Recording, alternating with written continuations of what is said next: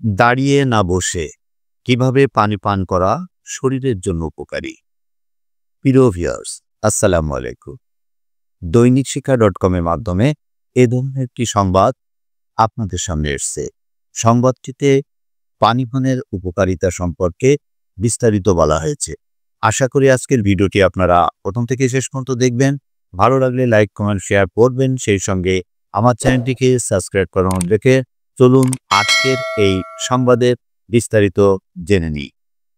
পত্রিকাটি আরও লিখেছে, পানির অপর নাম জীবন। পানি ছাড়া জীবন বাঁচানো অসম্ভব। তবে সেই পানি যেমন বিশুদ্ধ হওয়া প্রয়োজন, আবার তা পর্যাপ্ত পরিমাণ পান করা হলে শরীরও সুস্থ থাকে। একটি সুস্থ স্বাভাবিক জীবন কাটাতে শরীরে দিনে 2 থেকে 3 লিটার পরিমাণ পানির প্রয়োজন হয়। কিন্তু পানি যদি সঠিক উপায়ে পান করা না হয়, তাহলে শরীরে ক্ষতিকর প্রভাব পড়া শুরু করে। পানি পান নিয়ে অনেকের মধ্যেই ভুল ধারণা রয়েছে।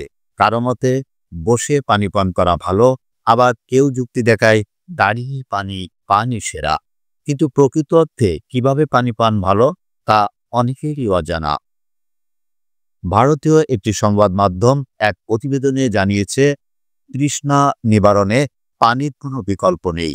বিশেষজ্ঞদের মতে প্রতিদিন অন্তত 2 থেকে 3 লিটার পরিমাণ পানি পান করা উচিত।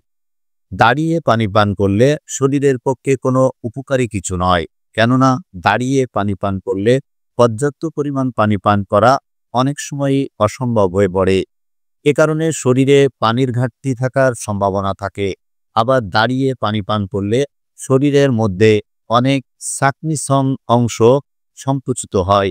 সরাসরি সেখানে পানি না যাওয়ায় সাকনি পরিশ্রুত ঠিকঠাক হয় না। এছাড়া নিজের অজান্তেই শরীরে টক্সিনের পরিমাণ বাড়তে থাকে। এক্ষেত্রে দাঁড়িয়ে পানি পান করলে সরাসরি পাকস্থলীতে গিয়ে পড়ে।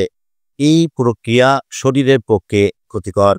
দীর্ঘদিন ধরে কোনো ব্যক্তি যদি দাঁড়িয়ে পানি পান করেন, তাহলে তার অল্প সময়ের মধ্যেই শরীরে নানা ধরনের সমস্যা হওয়ার সম্ভাবনা থাকে।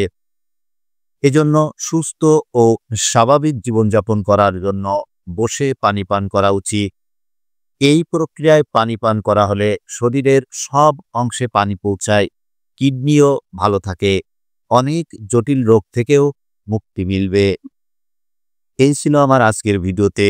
আশা করি ভিডিওটি আপনাদের ভালো লেগেছে। আপনারা ভালো থাকুন, সুস্থ থাকুন, নিরাপদে থাকুন। আল্লাহ হাফেজ।